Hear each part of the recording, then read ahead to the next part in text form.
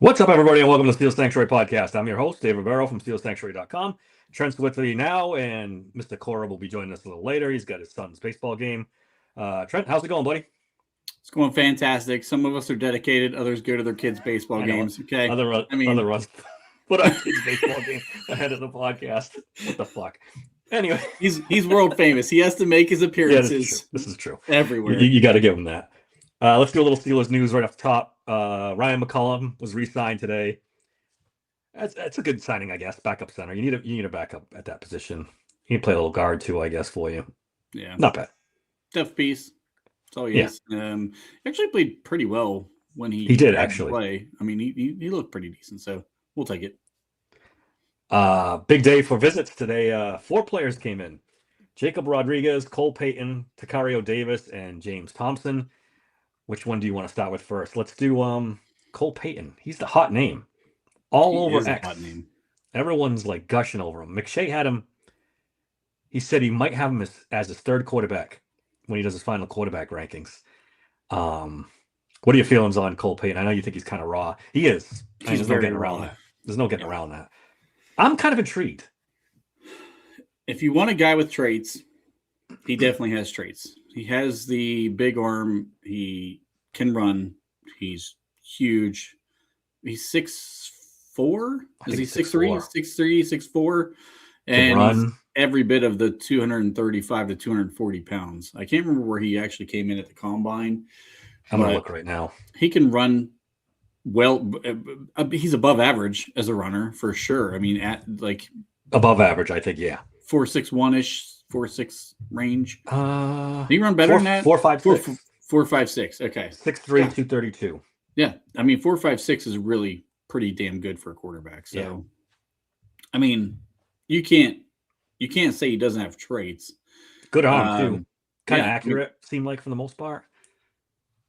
Scares me a little bit. I mean, Carson Wentz had some very similar measurables. I think this kid same school, probably right? Them, Trey Lance, same school. Yep. But I think that if you're going to take a swing in this draft, we don't need somebody early. We all know Aaron's coming here. You don't need an early quarterback. You need a guy who's going to come in, possible developmental guy. If he gets it, I mean, he's probably honestly got more upside than Will Howard as far as traits. Oh, Will does not have a big arm. That must have hurt you. But he doesn't have a natty. That's true. Will's got the natty. So somebody brought this up today, and I thought it was interesting. Do you think them poking around at all these quarterbacks in the draft, does it say something about what they feel about Will Howard? Or is this just due diligence on their part? You've got to every year they go into camp with 4 quarterbacks. As of right now, we've got 2. You've got to add 2 somewhere, right? Well, so you're gonna have Aaron. He's probably 1, and they're gonna take a swing. I don't know that they're as sold as everybody wants them to be on Will Howard. I mean, we didn't see anything from him. We didn't see him in preseason. Nothing. We're not in practices, but let's be honest, the backup in practice, especially the backup to the backup, doesn't really get anything. You're getting, scout team snaps. Yeah, he got hurt during the preseason, right? So he didn't even get any snaps for that. So, but they're talking a good game about him. McCarthy and Omar and everyone, how they love Will Howard and how great he's going to be and this and that. But what they say and what they do are kind of conflicting because they're going up and down every quarterback in this draft just about. We've heard Ty Simpson. We've heard a Miami kid who's escaping my name right now, Carson Beck. Yeah. Linked to the Steelers. Now Cole Payton they're hot and heavy on. I guess they sent their Tom Arth to the North Dakota State Pro Day, and now they've had him in. So there's definitely interest there. It's going to be do you think they take a quarterback in this draft? I think they're going to take one at some point. I'm hoping it's late. Picks. That's what I mean. The Carson Beck thing. That's what drives me crazy about that is you're taking him in the 3rd round. That's people saying Payton in the 3rd round too. He's getting so crazy. It's just too rich for my blood. I don't want to go that high. I think I agree with you. I think that's too high.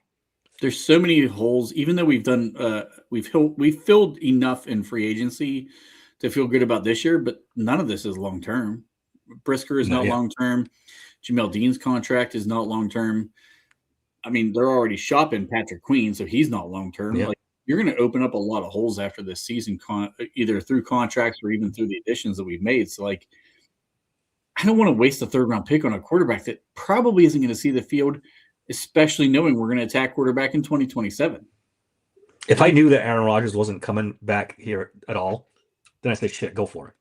Mm-hmm. Roll with Mason and Howard and have a rookie in case shit goes sideways or in case you get lucky and hit. But now with having Aaron too, it's just like, all right, you're going to have 3 quarterbacks. Like you said, this guy's never going to see the field.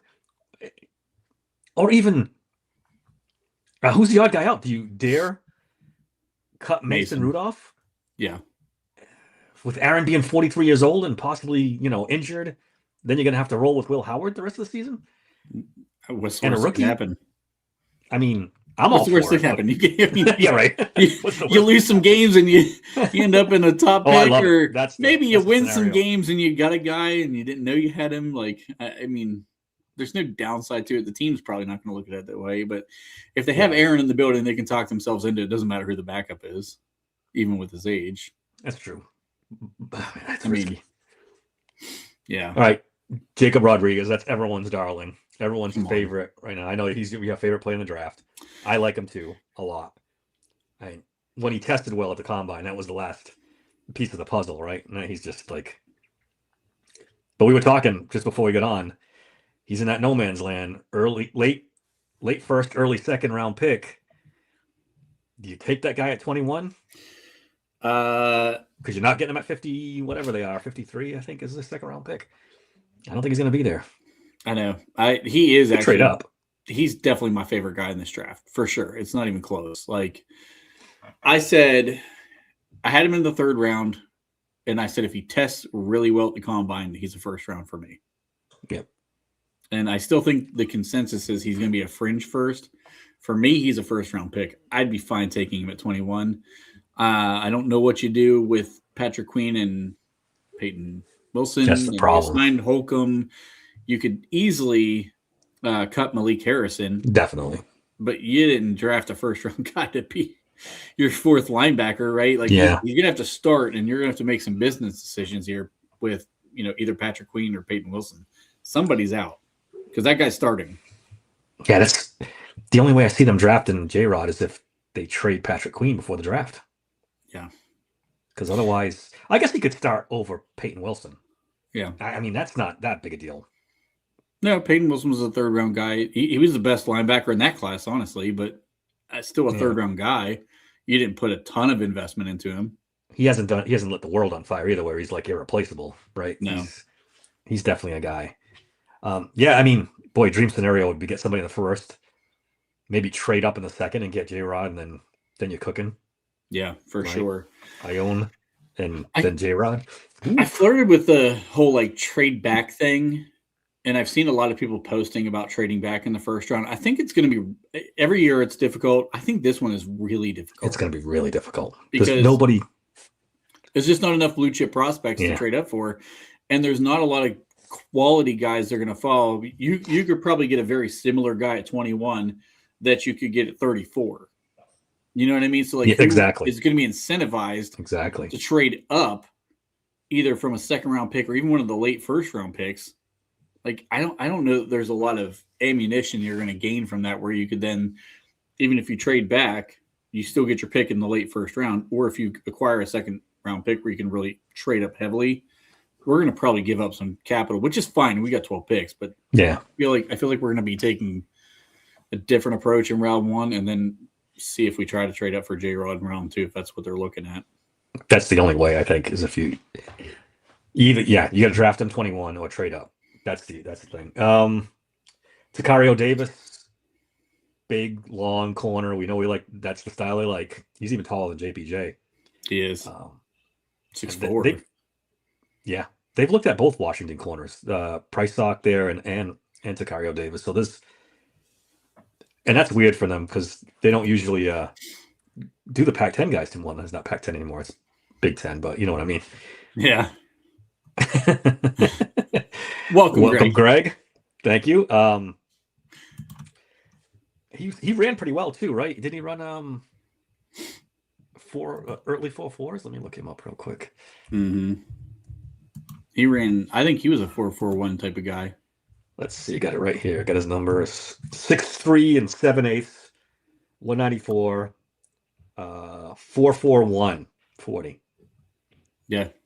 33 and almost 34-inch arms. 34-inch arms for a corner. That's crazy. That's ridiculous. It's crazy. That's defensive line length. It really is. That's what Steelers look like for their defensive linemen. That's what they look for. 34-inch arms. It's insane. That's crazy, right? He's talented too. I don't know if he's going to be like a lot of people's favorite corner in the draft, but like when you run that well and you have that length, I think they probably feel pretty good about being able to like bring him up inside of this organization and say, hey, we have a guy in the building who's really, really built similarly to you. Just watch what he does. Yeah, just do what he does. Yeah. And you brought in Jamel Dean, so you don't need this kid to start right away either. Yep. Which is good. And he's third round type of guy, I think, somewhere in that area. I think he's pretty much in the third round. Yeah. Third roundish. I wouldn't be surprised at all if he was one of the third round picks. And last one. Or even fall into the fourth potentially, but I think his testing at the combine probably pushed him out of the fourth round conversation. Yeah, I think so too. I've heard people. I haven't watched him at all, but I've heard someone said the other day that he's kind of stiff, and not really super loose with his hips and stuff. So I don't know. And the last guy on the list is James Thompson, defensive tackle out of Illinois. I like him. He's a little bit better athlete than I thought. He got an 8.83 RAS, which is pretty decent. 6'5", 308. And he's a later round guy too. So he's probably in the sixth round-ish range. He's probably solid right in the middle of the sixth round, which bodes well for us because we're in that range. Yep, not a bad depth piece at that point. Oh wait, yeah, we still have one. No, we lost our sixth round, didn't we? We'd have to take him as our 1/6 and 3/7 now, right? With the trade 1/6. That's right. Yes, and for Pittman, they swapped 6th and 7th with Indianapolis. I like him. If he's a depth piece, if we don't get somebody earlier, he's a perfectly fine depth piece to go along with what we've got building up right now. I agree. All right. Omar Khan finally hit a pro day this week. And him and Mike McCarthy went to Georgia, which is obviously always full of prospects. And this year's no different. They got Zachariah Branch, CJ Allen, Dalen Everett, Oscar Delp, Christian Miller. The Steelers supposedly had a pro day dinner with Branch, right? Yep. And then talked to a little lesser known running back. I don't know who Cash Jones. He was. Cash Jones. You gotta dig deep to find some Cash Jones stats and something about him. I don't know about. Is that UDFA? He is definitely UDFA. I like you guys. You guys brought that up. I was at work and I started digging through PFF. I'm like, he doesn't qualify for this stat. Doesn't qualify for that stat. Doesn't have anything on here other than just like 9 catches for 127 yards, and I think he had 7 runs for 9 yards or something or 7 carries 9 yards. I don't know. Something. Did he ran well, right? Did he run 4.3 at the pro day? So fast guy. Christina says they met with Rutledge and Rodriguez. So, yes, Rutledge. Yeah, that would be a nice if you don't get a guard. Ione, then that's a good fallback. But where does he go now? Second, Rutledge. Third now? Is he pushing? He's getting hot too now. He's been in a lot more. Yeah, he's been in the third round for a little while now. But yeah, he's starting to pick up a little steam too. It's going to be interesting. He might sneak into the second round. It's weird though. There's not a ton of value within guards. You've already got Pregnon and Besantis in the second round. I don't know if he's going to push into that category yet or not. Yeah, you better take him. He's probably your first third round pick if you're going to draft him. I was just going to say that. I wouldn't wait too much longer than that if that's your plan. What do you think about Zachariah Branch? The 5'8" thing bugs me, right? He's 5'8" and change, isn't he? Yeah. That's small. He's very small. Really small. He's fast. I initially had him higher than once I started watching more of him, and then I dropped him on my list pretty heavily. I know you've been begging for this in the running back position. If you want a game breaker, he's got game breaking speed, and he can get the top acceleration in a hurry. I mean, his whole thing in the recruiting process coming out, I remember him in the recruiting process when he was going to college. Everybody was so heavily invested on like this kid could take it to the house on every play. I mean, he was hot recruit, and then he went to USC. You saw a little bit of it there, and then Georgia, they used him in a lot of the right ways. There's other people who think he's a better fit in this scheme than I do, but I wouldn't hate it. I got his numbers already. 5'8", 5'8", and 5/8. That's weird. 177 pounds, which is 6th percentile. Ran the 4.35. Had pretty decent jumps. 38-inch vertical, 125-inch broad. Mm-hmm. Game breaking type guy. I think 5'10" so has got to be my cutoff, right? 5'10", 5'11". Not even hitting 5'9" it's Calvin Austin-ish. You know, I've been pushing for my power slot, right? This is my agenda all off season. He is not the power slot that I'm looking for. Not a power slot right there. No, he's not. I think, and the other thing about Branch that gets me is you've already got DK, who isn't like the most crisp, clean route runner possible. Like he does so many other things well that's not his strong suit. Michael Pittman is not this like quick in and out of the break type guy. He's more a power receiver who he's a quality route runner, but doesn't have to win with route running because of his size. I need the balance. Like I need the guy who balances that whole thing out. Give me the quick win with your first couple steps off the line type receiver. And man, you're describing Casey Concepcion right there. I know. That's what you're describing. Dude, I keep going to him though, and I'm not a big fan. Like his drops kill me, but he is. I get it. The drops are a problem. He might be one of the top fits. I still think Omar Cooper's the best fit. I would do that. I just think if he's there at 21, you cannot pass up on that kid. And he ran a 4.41. When he ran that, I'm like, okay, yeah, I'm all in. Omar Cooper at 21, I'm fine with. He's perfect, right? He would fit perfectly on this team right now. Route running, slot guy, not afraid to block. Not that that's as big a deal now that Arthur Smith is gone, but still a good quality to have. Yeah. And I just can't get over that. I've gone this way too. With it's not just about the power slot being like a power slot guy, but at the same time, like I want a guy who has versatility because I still really, really, really want to run DK out of the slot more than what we did last year. And if you have a guy who can play inside or out, which Omar Cooper clearly can, that's a big deal to me too. And like Zachariah Branch limits that. So when you're running your 3 receiver set, a guy like that puts a pretty big limit on what you're able to do with him. And that then you have to keep DK on the outside. I want to get DK in better matchups this year. So that's DK why I'm like, in the slot is interesting. Yeah, I loved him in the slot last year. I kept talking about it all the time. And when they did it, it worked. It just they didn't do it a lot because there was nobody to play on the outside.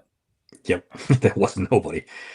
Oscar Delp, all of a sudden super interesting after he tested like that, right? Yeah, that's a guy. And he's not a small dude, right? He's like 250, right? Let me look him up real quick. I think it was 245 when I looked up. I don't know what he tested. I got Oscar help him. Hold on, I'm sorry. I'll pull it up real quick. He said it's 6'5", 245. Yeah. So a little on the thin side. For 6'5", he should be a little heavier. But man, he tested. Ran well, did the jumps well at Georgia Pro Day. He's interesting to me. Yeah. He had a decent season. He didn't do a ton in that Georgia offense, but I mean, we talked about that, right? Outside of Brock Bowers, like nobody in the Georgia offense has a lot of production at tight end. Yeah, it's crazy. That offense is weird. And Gunnar Stockton sucks. He does suck. He sucks so bad. The quarterbacks that Georgia picked, they never have a good quarterback. And Carson Beck was the best one, and that tells you all you need to know, right? Yeah, that's a bad list. Black Magic making an appearance. We haven't seen you for a minute, buddy. Anything else on that Georgia Pro Day? Christian Miller is interesting too, but I'm kind of surprised this is the only one they've gone to. They didn't do Michigan today. I haven't heard anything about Michigan. That was the big pro day today. There's not a ton of. I don't know if there's a ton of needs coming out of Michigan that. Yeah. They have some edge guys, but we don't need edge. Yeah. Their edge guys are probably. That's just the one edge guy, right? And then, Georgia doesn't have much. I mean, Michigan doesn't have much. You're right. Black Magic's still depressed about Tomlin. It's going to be all right, buddy. It's going to be okay. All right. We wanted to get into the 2023 draft class because it's super interesting. They're all up for contracts after the season. And, I mean, I give Omar Khan a lot of shit, and you can give credit to whatever. But that was a fucking good draft. And what happens when you have a great draft like that is you get about 4, 5, 6 players that you got to re-up all at once, and that becomes a problem. So this is a good time to go over where these players are and what could possibly happen. When you start right off with a tough one, Broderick Jones. What do you do with this guy? The franchise tag, I looked it up, is a little over $19 million. That's guaranteed for 2027 if they pick it up now. I don't know if you can do that with Broderick Jones. That's a lot of money guaranteed. I wouldn't. I mean, when you saw Dylan Cook come in and play last year after Broderick Jones' injury, did you see a huge drop off? No. Did he kind of look better? I was gonna say he looked a little better. I kind of thought he was better. So, I don't know how you could take Broderick and say, "Hey, I'm going to pick up your option and give you $19 million guaranteed," hoping that you turn into a better left tackle than you were last year. I mean, that's too rich. I can't do that. Here's the problem, though. You got a new offense, new coach, new offensive coordinator, new offensive line coach. There is a world where Broderick Jones improves and improves dramatically. But then you're stuck. Because now he's going into free agency. You either got to franchise him, which is going to cost you a fortune, or sign him to a long-term contract, which is going to cost you a fortune. So how confident are you in your new coaching staff? How confident are you in Darnell Washington, Broderick Jones? This is a tough one. You could just pick up that option and hope for the best. I mean, top end tackle money's $30 million a year, so 19 for one season. I don't know. I can see arguments for both. I mean, here's the other problem: is Pittsburgh does things ass backwards from everybody in the NFL. Of course, we can only do a goddamn contract leading up to the fucking start of the season. We can't possibly negotiate in season. What if you just let Broderick play, and if he starts looking drastically better by week 5 or 6 or 7 or whatever you want to call it, negotiate a new goddamn contract with the dude. Like, if you're willing to pay him because he shows improvement under a new O-line coach, great. But why just say, hey, we're going to pick up the 5th-year option and hope you don't suck? Right? Magic's like not having it. He's like, get the bum out of here. The problem with that is if he starts playing well, he's going to have his agent in his ear saying, let's just go to free agency. Let's just go to free agency. Because we can make bank. Is that a bigger risk than paying him and then saying, oh, he's never going to get there? I mean, it's you're right. And there's the injury part of this too, where they're saying he might not even be ready for the start of the season, which makes it even more. I think that's the tipping point where they just say, no, we're not picking up that 5th-year option. We're just going to roll the dice and see what happens. If he wasn't injured, maybe they'd hit that 5th-year option. I've thought about this too, and this is another piece of the puzzle that I don't think a lot of people are talking about. What's your 1st-round pick next year? Quarterback. Okay, where do you got to get a tackle at? That's the problem. in the 1st round, right? You have to get your tackle in the 1st round. These guys don't come around, become starters in the 2nd, 3rd, 4th, 5th, 6th rounds. Like, those guys are extremely rare. So, like, if you just say the hell with it, like, does Dylan? Do you wait and see what Dylan Cook does and say, "Hey, I don't even know he's about our that left tackle"? I think I would just let the two battle it out and see what the hell happens. Whoever plays more gets a payday. Or do you draft left tackle in the first round this year. And there's not many. I would feel safer about that route, but they're still not. Daniel Jeremiah had the Clemson left tackle going to them in the first round. I can't think of his name right now. Blake Miller. Blake Miller, that's it. I don't see him as a first round talent. I just don't. I tend to agree with you, but I think he's going in the first round. I do too. I think a lot of the experts have him slated as a first round talent. He's not on my board. He's never been on my board as a first round. Second round, okay, I can get behind that, but like not in the first round for him. I would rather take a shot at Caden Proctor. Yeah. He's a massive human being. There's a lot to work with, and he definitely can kick inside the guard if he doesn't work. Yeah. Blake Miller's not even, he's 308, 310. Something like that. Yeah. He's a slender tackle. Morgan Freeling from Georgia, right? Monroe, yeah. Monroe Freeling, I'm sorry. God. That's a guy. I've seen wild stuff from him. Top 10, all the way back to low 20s to... I've seen some wild stuff with him, so I don't know. Christine wants to go with Fano in the first. I think he's kicking inside the guard too. Yeah, I've heard guard for him too, and I keep hearing guard again for the Miami kid too, Maianoa. Yeah. I keep hearing that they might kick him in the guard as well. Yeah, tackle's tough this year. He both those guys have shorter arms. It's the short arms that same thing. Like that. Yeah. I think Maianoa's technique is so ridiculously good, though. He was probably really get away with it. I mean, every time I watch him, he's really good. Yeah, I think I'm with Christine. I think I'm just going to ride it out with Dylan Cook and just see what happens. Yeah, that's fine, but it's risky for fucking Aaron Rodgers. If his blind side is not, you thought he was bad checkdowns last year. You haven't seen nothing yet. He's going to be throwing underhand behind his back to get rid of that ball. That's a scary thought. All right, let's move on to the easy one. JPJ, he's getting the contract this summer. He's getting the bag. That's done. And then now I was looking at the contracts. The top guys are just over 30 million, like 31-ish for a couple of top guys.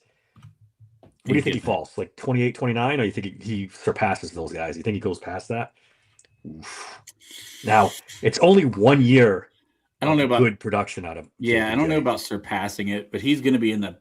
I would not. I've said this last time we talked about this. I don't think it's even a question. He's getting 30 million. Yeah, he's going to go top. Like what's it? 31 and a half is the top? 31-ish when I was looking at it. Yeah. Okay. When I wrote my piece about this on Steel Sanctuary, I said 28 to 30. In that range. This is kind of he's getting a contract. It's just how much it's going to come in at. Yeah, there's no doubt. He's getting I would say he's probably getting a 4-year deal. Yeah, we're going to lock him up long term. So looking at 4 years. If I were them, I would probably try. I think I would try to go 5 years at 31 million a year. Oof. Because by the end of the 5th year contract, the inflation of the market is going to be so high. That's true. That it's not even a big deal. And then if you backload the contract and you take not much of a big hit now. Yeah, I like that trend. I think that's where I would shoot it. Connor, just give me a call. I got you. All right, next up, Keanu Benton. This one was interesting. My point with this is if they finally kick him to end and he ends up having a good year, he's going to cost you some money. If you don't get it done. So do you get it done now? Slightly overpay now so you can ward off, because there's a world where he gets kicked outside, ends up with 6, 7, 8 sacks, and that's going to get him paid. That's going to get him paid. I said it. I forget which War Room episode we did where we talked about his contract. I think it was before the Miami game, and I said then, and I still think now, he prices himself out of Pittsburgh. It's possible. It's definitely possible.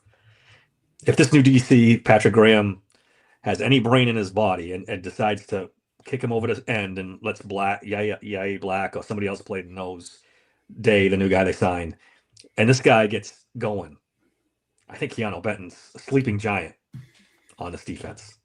I think there's a lot of teams that will accept the fact that he's not a great run defender and take him for his pass rush skills. Yeah, I mean, it's very the thing, man. Milton Williams. Look what he just did when he got his big Super Bowl run, and then the Pats were like, "All right, we'll give you whatever you want." Basically, I mean, they made him one of the top paid defensive tackles in the league. Yeah, and honestly, if Benton was in a 4-3 instead of a 3-4 where he's on the actual nose, he's probably a better player. Yeah. Or if we move him to 3 tech, he's definitely going to play a lot better as a 3 tech than where he's at right now. So, yeah, I could see some 4-3 teams saying, "Well, we could get something here if we put him in our system." Yeah. It could be, yeah. Keanu Benton. This might be his last season in Pittsburgh if they don't lock him up early. I would like to keep him.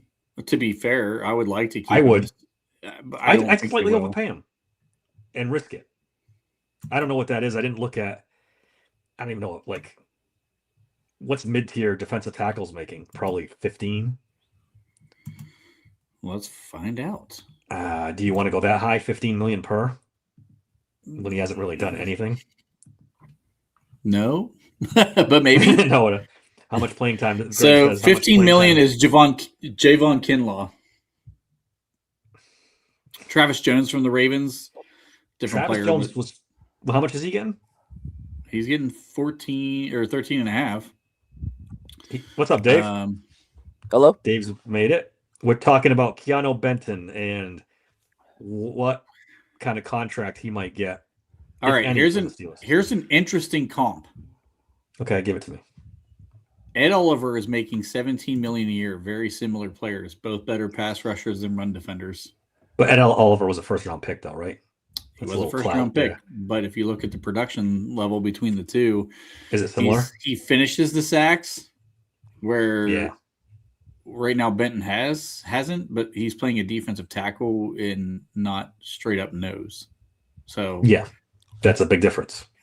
I don't know. He's getting 17.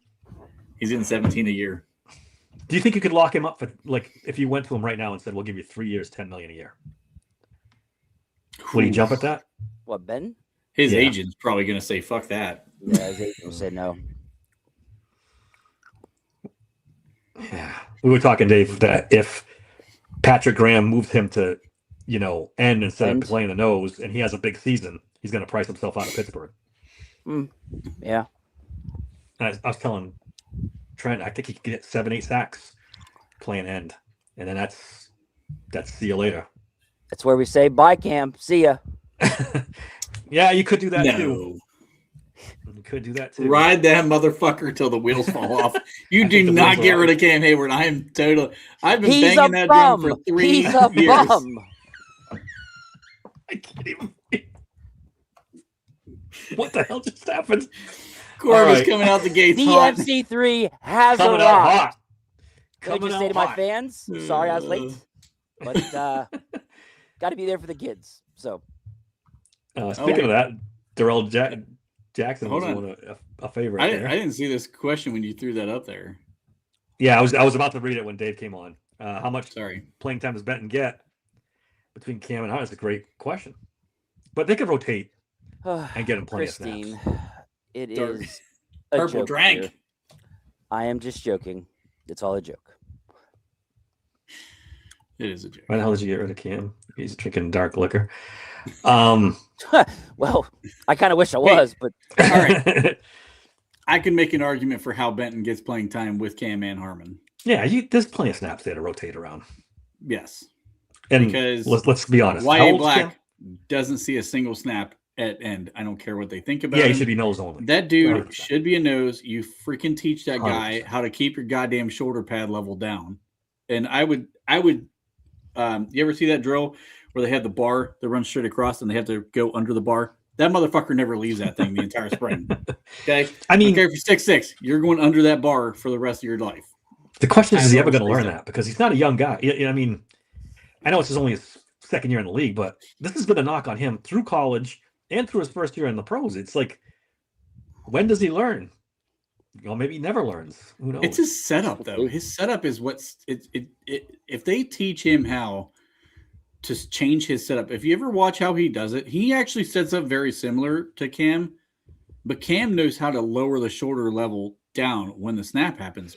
Black stands up. I think that's the problem is you just need to teach that kid to get his ass up in the air and his pad level down so he shoots out and fires out at somebody. I don't know where he's going with this. Is this Deshaun Watson's burner account? It's definitely somebody in Cleveland or Baltimore. I mean, maybe Justin Tucker slipped in. Oh, yeah, maybe. Oh, Maybe. shit. All right, let's move on to Darnell Washington. He already got – didn't he get paid? No, he doesn't have a new contract, does he? I don't think so. Did I miss something? They were talking about him. Thanks for Kenneth Walker. What's going on?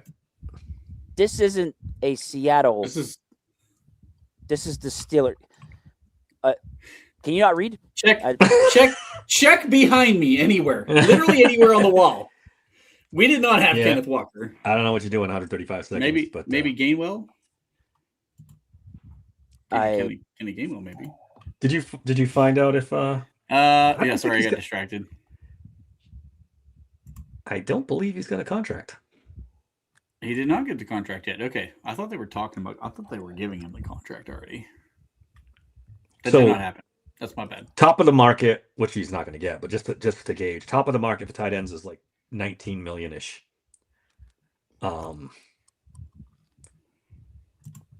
This one's a tough one. I keep saying that. These are all tough. So what are we doing? We're saying yay or nay, or what are we? No, we're just trying to figure out. Yeah, well, all of it. If you think he's going to get a contract, well, how much is it going to be? Who did I miss so far? Just to recap. Broderick Jones. We go in an order of the draft. Fuck no. Moving on. Yep. JPJ. We said he's going to get done this summer. Yeah, I would hope. And then you came in for Keanu Benton, and now we're doing Darnell. All right, I missed too much. All right. I think they're going to pay Washington. Pay him what though? That's the thing. I think he ends up getting. Yeah, they're going to keep him. It's just the problem with. How do I put this? It's a weird thing. Like he is our number one all-around tight end, but he's not our number one offensive production tight end. Yeah, that's smooth. You know what I'm saying? Like yeah, yes. So his offensive good. So the Steelers can basically argue, "Hey, man, you're not putting up numbers like the top tight ends in the league." However, you're very important in the blocking game. So, and also they didn't really unleash him to really help him with those numbers either. So I think he's limited as what you're going to get out of him. Yeah, as far as a catch and tight end. In a way, like I think they could get away with offering something low, not too crazy low, but I think you'd be team friendly. I think you max out at $10 million. I don't think you pay him any more than that per season. Altogether, like a 2-year $10 million, or what do you think? I was thinking the max $10 million per season if you wanted to go crazy. But even that's kind of it's expensive. But if you look at I've said he's getting $10 million from the start. Yeah, look at the tight ends that are getting $10 million. You think so? $10 million per season. The kid, I always forget his name. Oh, Oliver from the Vikings, who's another blocking tight end, pretty pure blocking tight end. He got it like 7.5, 8 2 years ago. Ideally, that's where you want to come in with Darnell. Is about if you could get him for 8, I think it's a huge win. I don't think you do, but I think it's a huge win. How much do you pay for a guy? Especially after look what he did this year. But I think that's a ceiling for him. I think that's a ceiling for him. That's fine. That's a good ceiling to have. Yeah, I don't think you're getting much more out of him production wise. I mean, at 364 yards. Yeah, but now they've improved the wide receiver room. They're actually going to have 16 games options besides, him and Gainwell. They actually have, players to throw to. Whereas last year there was guys, he is 31st in yards. Yeah. Yeah. That's not his role on the team though. I mean, the blocking he provides alone. He's the best blocking tight end in the league. I'm not arguing that, but probably that's not going to get you paid crazy money though.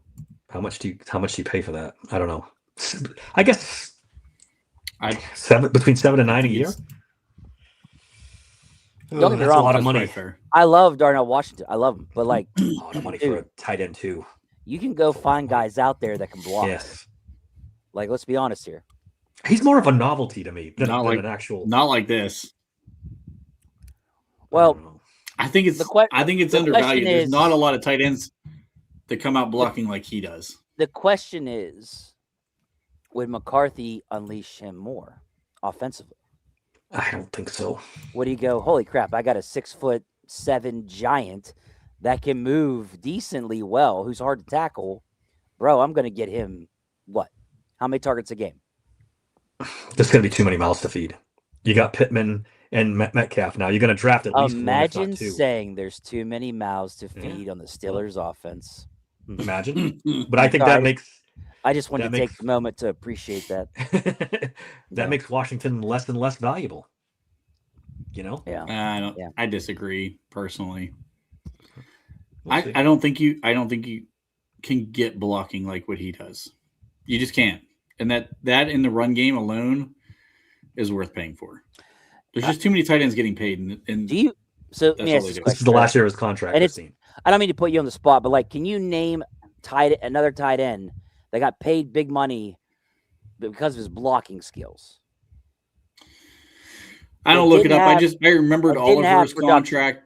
Yeah, well, Oliver was the guy. That's why I used him as the comp from Minnesota, because he was the guy who did he get paid. And he did. Did you say $7 million a season? Or 8? I couldn't remember. 7 or 8. You said Oliver, right? Yep. He's a enigma because he's so good blocking. There he is. Josh Oliver. Yep. Josh Oliver. 59th. He only had 160 yards receiving this year. Wow. So you don't have his contract, his cap hit? No. 9.9. 9.9. Do you have the whole contract? 9.9 this year. I do. Oh, and of course there's an ad popping up on the screen. Shocker. Jesus criminy. Well, I had it pulled up. All right. Josh Oliver. Let's pull him up again. So when he signed his contract, so he was a 3rd-round pick. Yep. Very similar. Similar, yeah. Contract value average per year is 7.750. This year his cap hit, so his first year cap hit was 4.264. That was last year. And then he has 9.934, 9.964, 9.790. So he's basically on another 3 years. So he signed a 4-year deal. Yeah, so it's a $7 million average. I'd be okay with that for Darnell Washington. Well, to Trent's point, if Darnell Washington's ranked 31st and this guy's ranked 59th, then he's getting 10. They may have to go and hit 10. I don't know if I go 10. That's tough. You got other players to pay. You got, man. No, we'll see. Now the really tough one, Nick Herbig. You've got, what did I say?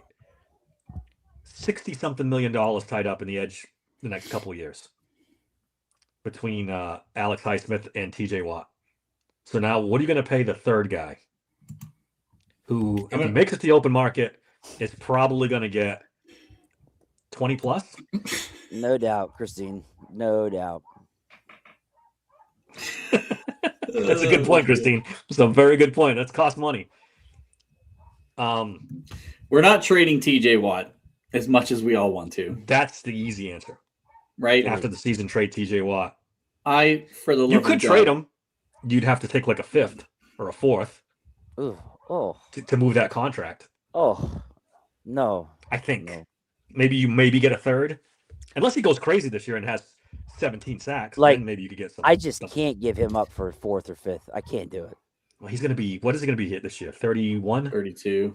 32, so he's going to be 33 next season. Oh, yeah. Wait. Next season's going to be 33. Is it really out of... Are we really sure that maybe he can't bounce back? I mean, Myles Garrett and him got drafted in the same draft, right? Yeah, but he's a little bit older. So he is a little older. Okay. Yeah. He was a year older. I don't know. Coming into the draft. Yeah, he was older in the coming. I think we've definitely seen the best years of TJ Watt. He's never getting to the high teens anymore. I'd be shocked. You're looking at a 12 to 15 sack guy if you're lucky. Then the injuries are starting to. Yeah, but who would you rather have the next 3 years, Highsmith or TJ Watt? Highsmith. I would rather have Nick Herbig. Well, yes, that's again. So that's where I'm at. If I would rather have Nick Herbig over the other two guys, Highsmith is the logical answer to trade, and I've been saying that for 2 years. Now he played out of his mind down the stretch last season. Like he was very good. Out of his mind. Very good. He's also very injury prone. He is. Herbig has been too, to be fair. But yeah, and that's the other question you have to ask yourself: can Herbig hold up for 17 games on the edge, playing big time starter snaps at his size? Because he's a smaller edge. What if we could pay Herbig a similarly based contract to what we pay Highsmith right now? 15 a year, and keep him. If I'm Herbig's agent, I'm like, no. I wouldn't either. Try again. Just saying, what if you could get this kid to agree to 15? Well, even if you go up to 18 a year right now because of the difference in the, I mean, Alex signed this 3 year. This is 3 years ago now at this point when he signed his deal. If you can sign him to 18 a year, I would keep that kid, and I would still run a rotation with he and Jack Sawyer. Yeah, you might have to do that. A couple early down stuff. Sawyer gets some reps, and make Herbig just a straight pass rush specialist. I'm fine with that. That might have to be an option, but then you're going into draft, and you're gonna have to draft another edge at some point to be behind TJ for when his wheels fall off. Because to me, that's not far away. I would take that kid out of Wyoming, or was it? No, Western Michigan. Yeah, Western Michigan. That Domne. I know you're talking about. I can't. Had like 16 goddamn sacks last year. Well, but when I brought up drafting an edge a couple weeks ago, you guys were like, no edge. Well, I mean, we're talking. I don't want to draft an edge right now, but if you do trade somebody, then yeah. And Domne Tucker, that's the guy I was thinking of. Wow. Do you know this guy? Domne Tucker? He's Western Michigan. I just told you he's a speed rusher. No. The guy on the he's talking about fuckface who's talking to you. Oh, I'm not paying attention to him. He's a Browns fan. It's the Browns fan. What are you doing in the Steelers podcast? Enjoy another season of Deshaun Watson. Yeah. Okay. Yeah. And they just redid his contract again, so you're stuck with him. You guys are in your own little world. Get the hell out of here. You enjoy it. We feel sorry for you. You took 2 quarterbacks last year. You guys might draft another 2 this year. You're going to have 12 quarterbacks on the fucking roster, paying one of them all of the money. If I was running the Steelers, go for it. Anyways, go ahead. If I was running the Steelers, I'd be peddling TJ at the draft. Yeah. What are you going to give me? Yeah. Can I get a second? Can I get a second? Can I get a 27 second? 27 pick. Yeah. 27 first, 27 second. Let's talk. Dude. If they got a 27 first for TJ Watt, this is all I'm going to say. You don't think like a team like the Commanders wouldn't jump at that? Who think they got a chance and they need defensive players? What about like the Bears? They think they do. I said, do they have a chance? He said, do they have a chance? They think they do. Commanders. What about the Bears who lost out on all the Trey Hendrickson and all the other edge rushers they were trying to get? They wouldn't give you a first and 27 for TJ Watt? I think they might. For 27, I could see it happen. 49ers always looking for edge rushers. They don't care if they're old. They grab edge rushers all the time. Yeah. So, man, that's what I would do. And then lock up Herbig long term. Done and done. But I'd be fine with that. Rooney's not doing it. No. Didn't we have this talk, Christine? Don't tell us what could and could happen, okay? Let us have it. Yeah, let's dream for a minute. Let us dream for a minute, and then we'll get back to reality. Hypothesize, if you will. So Herbig plays out the season, ends up with 11 sacks. I'm going to be pissed. And it's going to cost you $25 to $30 million. I'm taking it. Get rid of Alex. Just redo his damn contract and get it the first year low. Who? And that way, Alex. No, I'm sorry, Nick. Get Nick's contract low in the first year, so it's a low cap hit next year, And then Alex is going to be gone after that anyway. Yeah. They'd be smart to lock him up before the season starts, because once he gets going, if he has a good year, the number is going to go up and up and up. Because he's young too. How old is he? He's like 25. Yeah. Young pass rusher, coming off potentially double-digit sacks. Yeah, he's gonna make bank. I remember he hasn't done that in like 3 years. So no, but he's gone up every year. He went from 3 to 5 to 7.5 last year. The next, I thought it was the opposite. I thought he was going down every year. Who, Herbig? Oh no. I was talking about Alex. Alex. No, I was talking about Herbig. Oh, okay. Alex. Yeah, Herbig, you're right. All right. I thought you were talking about Alex. Alex is signed through 2027, but he's only got a $5.6 million dead cap hit in 2027. Sign Herbig now. Get rid of Alex at the end of the season. I hate that. I hate getting rid of the better player just because you have to. Because the better player? Not the better player. Not better player, but the long-term better player.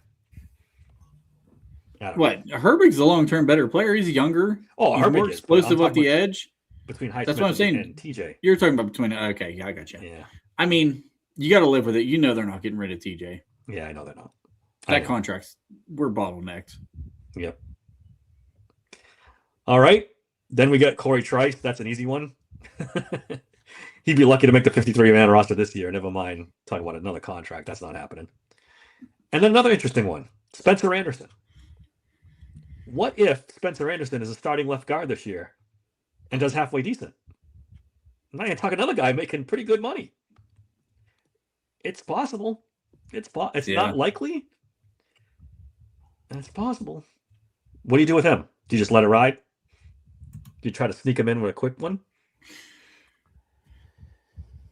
I would let it ride in, and if hopefully we're not this bad in the draft where he's the starting guard coming out of the draft, right? I mean, hopefully we don't have Spencer Anderson starting this year, and you probably try to bring him back as a depth piece. I don't know if he's going to get an extension, so I don't know where you want to categorize him on this list, but I could definitely see him being like Isaiah Loudermilk, and you bring him back even though he had his contract technically expire. I don't think he's like Isaiah Loudermilk. I think if he gets to the open market, somebody's going to give him a little bit of money. Not crazy money. But Loudermilk had to hang around and beg for a contract. I don't think Spencer Anderson's going to have to do that. I think he's going to be... The offensive linemen are tough to come by. And he played acceptable football when he was asked to. Yeah. You know, those guys, you know. Quality backup. Yeah. And, you know, put some good reps out there when they asked him. Christine said there is no way that he'll be starting. Okay.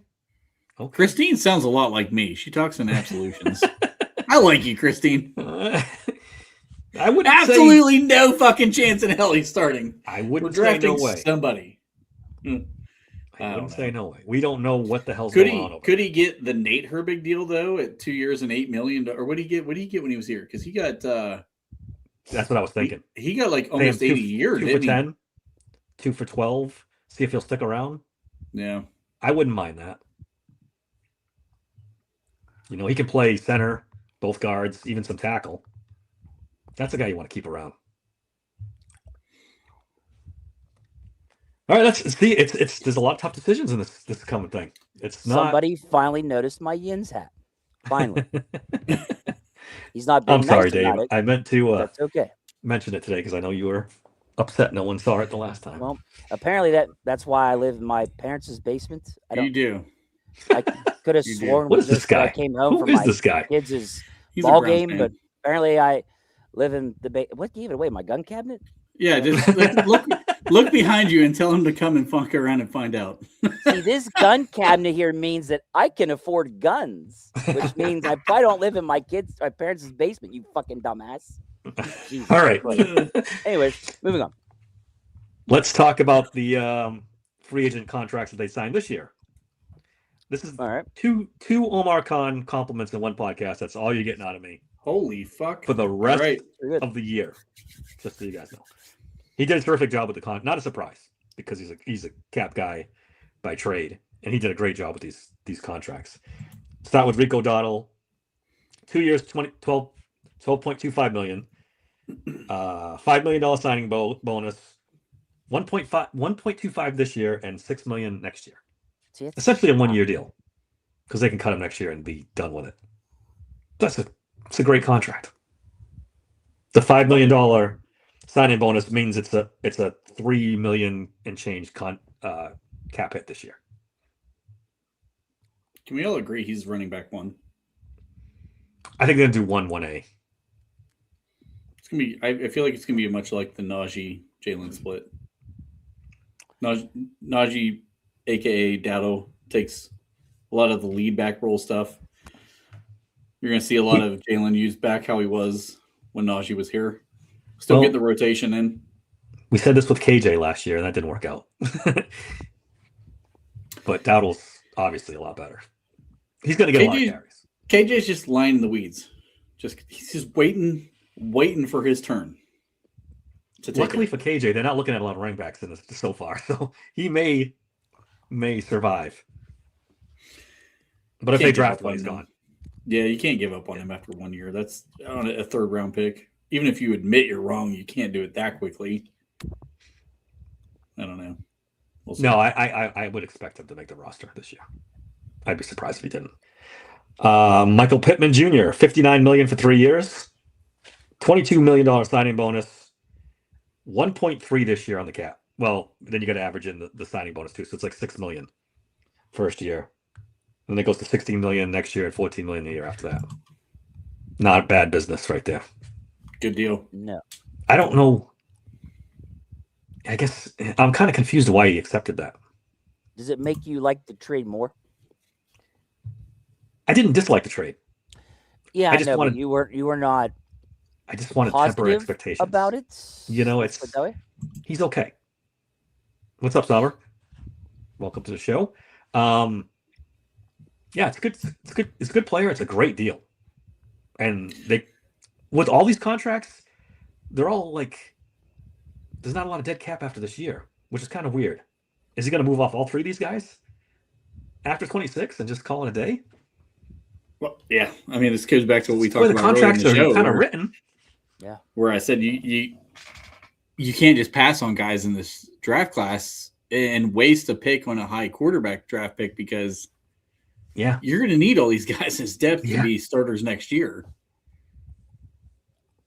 I mean, Pittman. I think Pittman's back another year. I honestly, I would be surprised Pittman's gone after 1 year, but you never know. And then we get where did I put Jamal Dean's contract? Right here, 3 years, $36.75 million, $12 million signing bonus, $1.5 million this year. With the signing bonus, it's probably $5.5 million. The 3 of them cost less than $20 million on the cap this year. It's crazy. They still have a ton of cap space. That's pretty good. It's fucking crazy good. If there's anything Con was always going to be good at, it's working the numbers. Yeah. We thought they were in big trouble with salary cap. They're not. They can afford Aaron Rodgers and the draft and be fine. Yeah. Yeah, I think they're in good shape right now, honestly. I mean, they don't have to do any right now over the cap has us sitting at $27 million in team cap space. That's 15 for Aaron, about 10 for the draft, and you still got money left over for the season. We added all these players and we started with like 40. I mean, he's basically added 13 million to the cap. Yeah. Yeah. It's nuts. Yeah. It's a pretty goddamn good job. Oh man, Dave, we're gonna send a check for you tomorrow to see if you're okay. There's a lot of Con love going right now. After today, we go back to Con hating, but for today, look, I call it like I see it. If he does good, I'll give him credit. Yeah. If he signs a bunch of mid players and we end up 9 and whatever this year, 9 and 8, which is probably what's going to happen, we'll just start taking shots again. The Browns guy loved Rocky Blyer. All right. Good sorry. Choice. Christine is a fan of the trade. Did I ever tell you guys I got to meet Rocky Blyer and I got to hold all 4 of his rings? Did you really? Yeah. That's pretty amazing. Yeah. That's awesome. Yeah, if I ever find the picture, I'll send it to you guys. Pretty cool. I feel like we need to hear this story though. How did this happen? Yeah, how did you? I was at a military training school, and he was the guest speaker. And then he showed up to give us his whole story. It was amazing. Sorry. And like he literally let everyone take turns wearing his rings, took pictures with us, I had a little Steelers helmet. He signed it for me. Awesome. Dude's awesome. His story is incredible. Yeah, his story is ridiculous. It really is. Yeah. It's funny because, Cord, we're about an hour and a half from each other, roughly, on the other sides of Pittsburgh. Mel Blount used to come speak at my high school. No shit. Yeah. Oh, that's pretty wild. Like he would speak to every senior class on the way out as one of the guest speakers. So that was pretty actually really cool. And did he go to Yale High School? No, right? No. Oh, no. I'm from Ohio, dude. He just like, I don't remember how he ended up down there. Somebody had a connection to somebody who knew him. Oh wow! And they were able to get him to come down and do guest speaking. And I mean, dude, first of all, does not look like a fucking corner in the NFL. He's a monster. Yeah, like he's a massive human being. So yeah, I'm like, wait a minute. I'm not old enough to have seen you play, but you did play corner, right? Because you look like you were probably a defensive end. Yeah, he's a good dude. Yeah, he's huge, but he was super nice too. He was a great dude. No, Blyer told us the story of when he got the shit blown out of him in freaking Vietnam. Yeah. And he was laying in his bed and he was like really depressed. And he got like a letter basically from the chief saying, "Hey, don't give up. We need you." And he said that was it. As soon as he got that letter, he was so motivated to get back to them that he never. It's a crazy story. Didn't they do a 30 for 30 on him or something? If you haven't seen it, you should go back and watch it. They did. It's crazy good. Yeah, I can't do it justice. Definitely go watch that. It's an incredible story. And they did. He went back into Germany, I think, for the first time in like 40 years or something. Like, yeah, when they recorded that. Is that right? Am I remember that right? Because I don't know that part, but something like that. Yeah. He also makes his own bourbon now too, doesn't he? Wow, I would like to try that. I mean, hey, if you're watching Rocky, send us a. I didn't already love the guy. I mean, shit. Tell you what, he can send us all some samples, and we'll have Corb on the fucking back deck with a cigar. Yes. Putting it out there. That sounds splendid. Trent sent me something via text today that broke my heart. Le'Veon Bell was taking shots at Kevin Colbert today. Oh. And I was torn emotionally over this because I like both those guys a lot. But Le'Veon Bell's got to start accepting some responsibility for fucking up his own career, right? I mean, not to get too far off on a tangent, but come on, Le'Veon, that was all you. Go ahead. Say he's a bum. Go ahead. No, I'm not going to say I'm not going to say Le'Veon Bell's a bum. All right. No. That's my guy, but let's be real. You held out for a contract you were never going to get. Then you went to the Jets. The Jets of all fucking teams, because no one else would pay you for less money. That's what killed me about the whole thing. Yeah. He made like $500,000 less a year than we offered him. All time fuck up. Oh, Christine's in Kentucky. Like it. That is like the king of all that really good bourbon. I don't even want to think about it. I gotta wait a couple days. For sure. Like, is this maybe where some of this con love is coming from today, Dave? Was it that article that tipped you over the edge? No. Your love for Le'Veon just outweighed. Well, no. Just a little it's close bit. Though. It's close. It's an internal struggle for sure, back and forth. But that one hurt me when you sent that to me. God damn it! Who am I mad at this? You know what? Who do I get pissed off at? That is full fucking payback for all those bullshit scenarios you threw at me the last time. In the draft thing, yeah. Yes. Where I picked all the players you hated and put against each other. That was pure payback.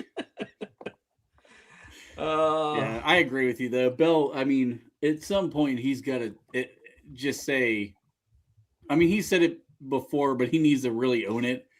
Like, dude, I should have never left. I mean, his bread and butter was here. He should have never left it. And you go to the Jets, they're no better today than they were back then. Their coach was a disaster. That franchise is always a disaster. You don't go to the Jets. When do people learn? You just don't go there. But considering who the coach was, it was he was a crazy guy that sat there and was staring up at the ceiling with the googly eyes. Was that Adam Gase? Is that who? Adam Gase. Yes. You're sitting there. You're like, now, what the fuck is he looking at? He was all like, it was just like, what in the world? He did admit he fucked up at one point, but now in this latest article, he's throwing on Kevin Colbert. Yeah. And it's like, bro. He was like the Mike McDaniel before Mike McDaniel came along. Yeah. Worse. Adam Gase. Yeah, worse than Mike McDaniel. He's a freaking Fruit Loop. Well, McDaniel just, I don't know, that guy, he goes full retard whenever they lose a game. It's just he's another one. I don't understand. He's in a good spot though now, being an OC. He can't even speak English. Like you're like, what was that? Like, did you guys see CeeDee Lamb talking about Mike McCarthy? Yes, gushing, glowing. Mike McCarthy. There Holy you go. smokes! Now, holy smokes! Hold on, I feel like we could probably work something out here.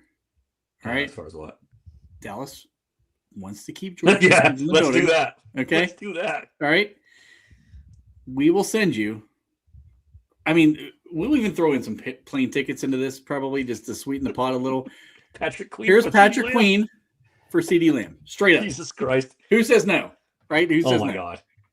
I mean, Jerry Jones is like 95. Maybe he'll go for it, but short of that, I don't know. You can pay George Pickens as much as you fucking want. Don't even tease me with CeeDee Lamb. That would be crazy. That would be crazy. CeeDee Lamb for Patrick Queen and a first. Yeah. Is probably where you're at. Well, CeeDee Lamb for Patrick Queen and what? And a first. Yeah, probably where you're at with that contract. They're not moving CeeDee Lamb. I don't think under any circumstances. What if like you do Patrick Queen, DK Metcalf, and we give them the Pittsburgher sandwich from Permanis? Maybe. Nightmare. Life supply. TJ Watt and something for could we dangle? Could we kind of gonna get Christine upset? Show him that shiny little toy. Don't bring up Watt. Gets upset. Starts yelling at us in chat.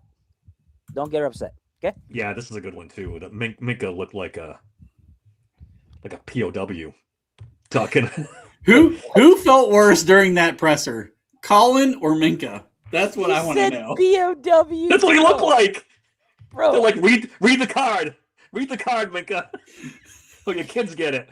My dude looked like John McCain in Vietnam in 1965 or whatever. And look, he's got nobody to blame but himself too. He signed the contract. He did. And he's got nobody to blame. I don't want to be here, but I'm here. You can see Jane Fonda standing behind him in the back. That's a classic case that they took the money. That's an old Vietnam thing with the prisoners of war. For those that are, Dave, you should understand that one. Which I didn't hear it. What did you say? Jane Fonda was standing behind Minka. Oh my God, yeah. Oh my God, yeah. I haven't forgiven her for that to this day. Yeah. I don't watch any of her movies. Traitor. Anyway, where were we? That's what I was trying to get out of Nicholas Patrick to Jane Fonda. Only on the Steelers Sanctuary podcast. Look, when I'm on, you don't know what's going to happen. Okay, this is why my fans come to watch, because you just don't know. All right, world famous. World famous is right. World famous. That's all I got. Unless you guys got anything else. No. We covered the pro days. Trent, you got anything? You look like you're I think we're good. We have a 2:30 show coming up tomorrow. Yes, with Jeff Hartman. Jeff Hartman. No Jeff Hartman is coming on. I double checked and confirmed with him again today. Don't miss that. We'll probably have a good 30 to 40 minutes with him. And then are we doing the draft show on Sunday? Yep. Yeah. We'll be back Sunday. Trent's going solo with Hartman tomorrow. And then the three of us will be back on Sunday night.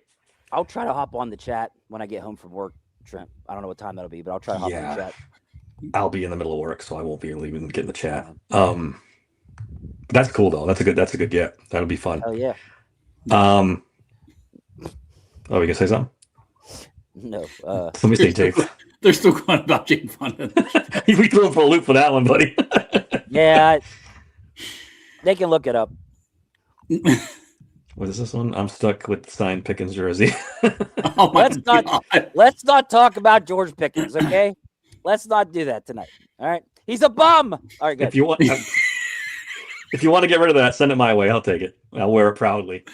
Oh, you would too. You definitely would. Is there anything you want to address, Dave? Or no? What's that? Nothing. Speaking of that, since you brought it up, Dave, I think most people have noticed, and if you haven't, Bob's no longer with the podcast. Bob did a lot for the podcast. He worked really hard at it. There's no hard feelings between us. It didn't work out. If you guys were watching Monday, we kind of had a little blowout, but that one's been a long time coming.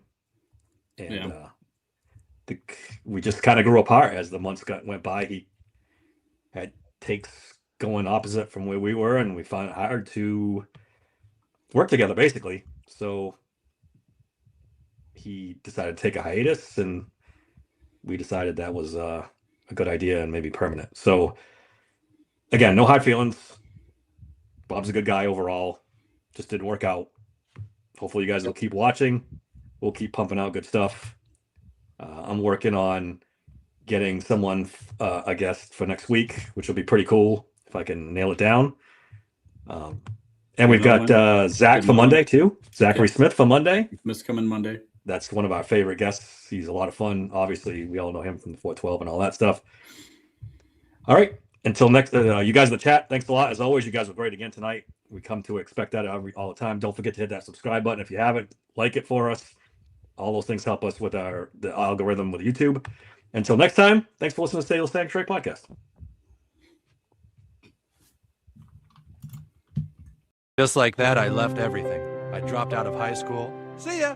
I said goodbye to my girlfriend. See ya! And I left my family.